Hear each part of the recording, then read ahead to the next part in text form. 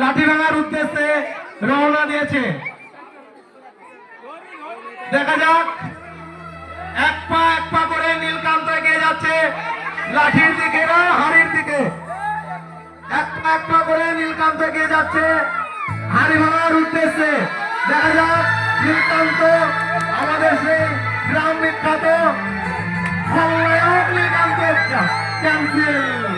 মাত্র 2.5 থেকে 3 ইঞ্চি লম্ব ক্যান্সেল হয়ে গেল। আর যদি হাড়ি ভাঙায় কেউ নাম দিতে মনে হয় নাম লেখাতে পারো। নরেশ মিস্ত্রি, লোকের স্ত্রী। এবার আমাদের গোটা হাড়িটাকে সপ্ত মিস্ত্রি ইন্দ্রজিৎ এক পা করে এগিয়ে যাচ্ছে। দেখা যাক, রায় দু হাতে জীবনের কিছু করার নেই।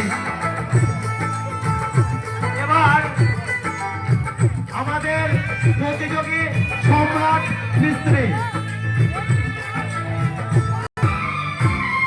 দেখা যাক সেই সম্রাট, আমাদের বাংলা বিখ্যাত সম্রাট খলনায়ক সম্রাট এগিয়ে যাচ্ছে লাঠি ভাঙার উদ্দেশ্যে। দেখা যাক, কিছু করার নেই, পায়ে কাজ হওয়ার কারণে ক্যান্সেল সম্রাট।